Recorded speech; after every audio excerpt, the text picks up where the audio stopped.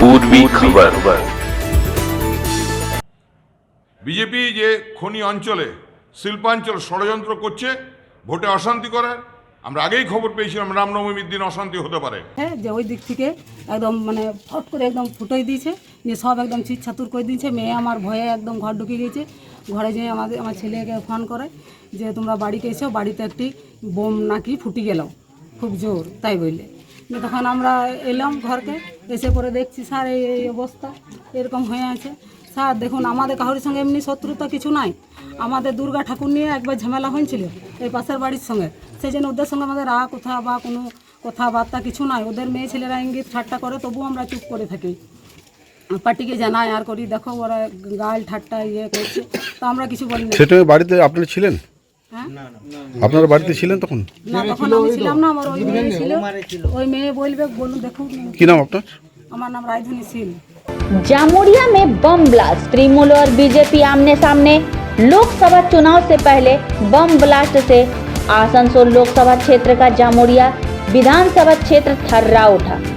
বাড়ি ছিল, আমি মুরগি নিয়ে গেছি দোকান, স্যার মোড়ের দোকান করে নি। হ্যাঁ। আমি বোমটা ফাটতে দেখেছি অর্ধেক দূরে স্যার। আচ্ছা। আমাদের বাড়িতে কেউ ছিল না, খালি আমার একটা বৌমা ছিল আর একটা আমার মেয়ে ধরুন। ও বাথরুম গেছিল এখানে। ও এসে আমি দেখছি যে গেটে হাল্লা হয়েছে, বলছি দেখো এইখানে আমাদের বাড়িতেই মনে হয় বম ফুটে গেল। আমি মুরগির দোকান এনে পথে আমি গোটাই নামা গুজো করলাম, সব ভাগাগুছি করলাম, দিয়ে এসে দেখছি না স্যার এই অবস্থা।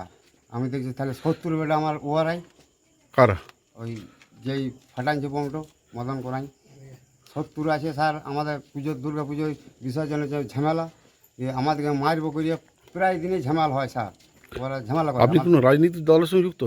না স্যার, আমরা ওই সকল মানুষ লই স্যার আমরা। আচ্ছা, যার বিরুদ্ধে অভিযোগ, হ্যাঁ, স্যার রাজনীতির দল বেড়া কি করে? ও বিজেপি পার্টি করে স্যার। तृणमूल का आरोप है कि भाजपा कार्यकर्ताओं के घर बम विस्फोट हुआ है। इसकी ईडी एनआईए जांच कराई जाए। नरेंद्र नाथ चक्रवर्ती ने इसे लेकर बीजेपी पर निशाना साधा है।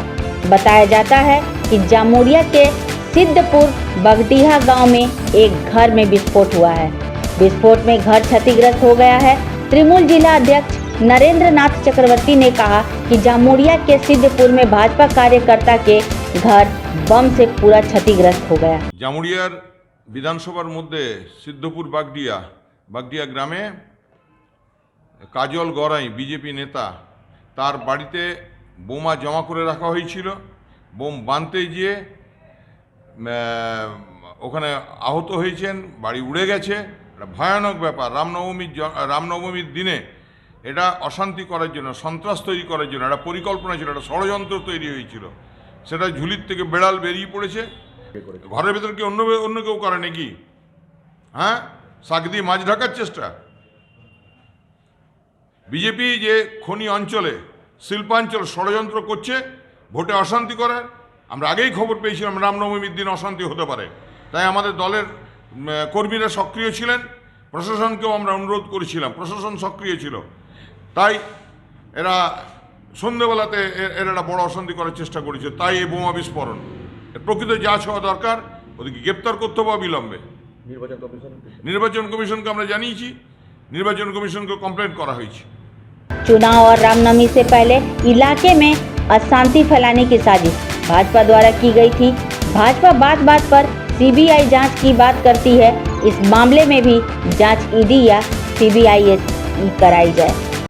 দেখুন, অভিযোগের তীর বিজেপির দিকে, এটা তো আমরা জানি যে পশ্চিমবাংলায় একটা কোনো কিছু হলে অভিযোগের তীর বিজেপির দিকে দেয়, কিন্তু আমরা সম্ভবত যেটা সত্য ঘটনা সেটা কি দেখছি, তো করছে কারা?